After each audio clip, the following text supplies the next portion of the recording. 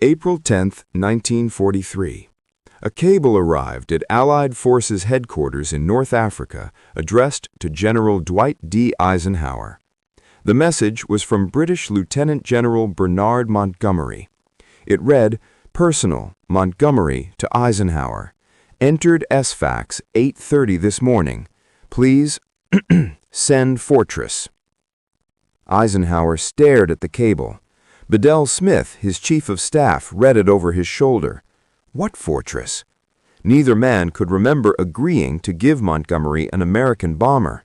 But Montgomery clearly remembered something they didn't, and he wasn't going to let them forget. In early February 1943, Major General Walter Bedell Smith had visited Montgomery's headquarters in Tripoli. Smith was Eisenhower's chief of staff, the man who handled the details while Eisenhower handled strategy. During the meeting, Montgomery made a request. He wanted a Boeing B-17 Flying Fortress for his personal transport. Smith thought it was absurd. B-7s were strategic bombers. Every one of them was needed for the air campaign against Germany. Giving one to a British general as a personal taxi was ridiculous. So Smith made what he thought was a joke. If Montgomery could capture the Tunisian city of Sfax by April 15th, he said he could have his fortress. Smith meant it as sarcasm. Montgomery took it as a contract. To understand why Montgomery took a joke seriously, you have to understand Montgomery. Bernard Law Montgomery didn't smoke, he didn't drink, he didn't chase women, but he loved to gamble. No wager was too trivial. Montgomery bet on everything, and he never forgot a bet, especially one he could win. Montgomery was also obsessed with one-upmanship. He competed with every general around him for glory, recognition, and status. A personal B-17 would be the ultimate trophy. No other British general had one. Most American generals didn't have one. Montgomery wanted to be the exception.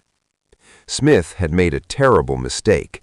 He'd offered a gambling addict a prize worth winning.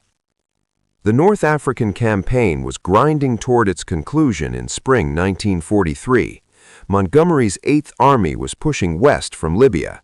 American forces under Patton and others were pushing east from Algeria. The goal was to trap the German and Italian forces in Tunisia.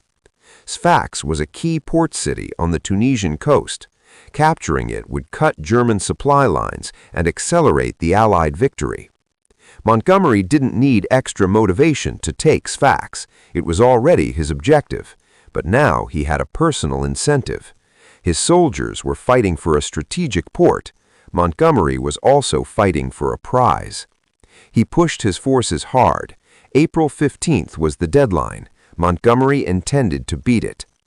On April 10, 1943, Montgomery's forces entered Sfax at 8:30 in the morning, 5 days ahead of schedule.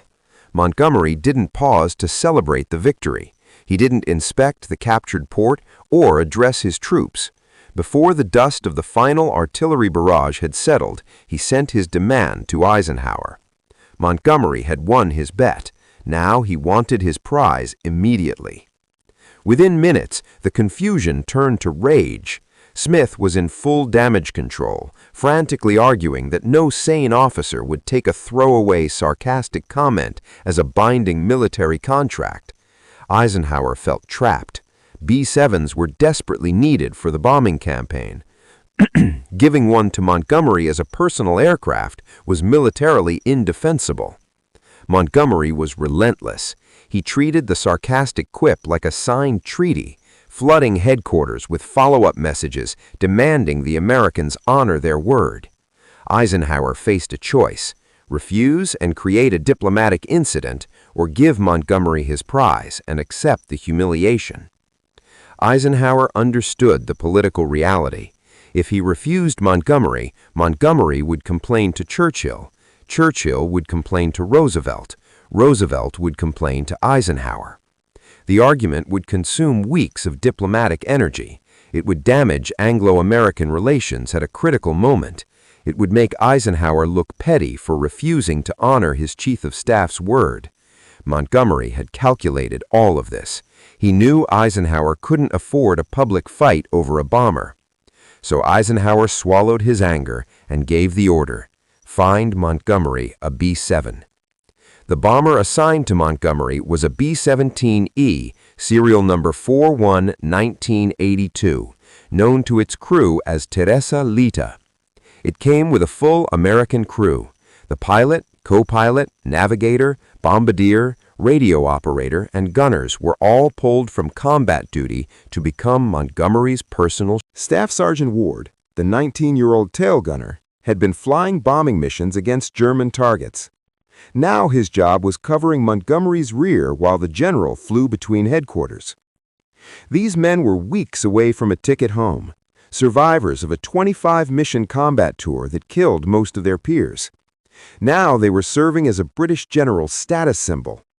Their war wasn't over. It had just become a PR mission. Word of Montgomery's personal B-17 spread quickly through the American command. George Patton was incensed. Patton was commanding American troops in Tunisia, fighting the same campaign as Montgomery. But Patton didn't have a personal bomber. Patton was struggling to get rides between his units. He traveled in convoys exposed to enemy air attack. He begged for transport aircraft and was told none were available.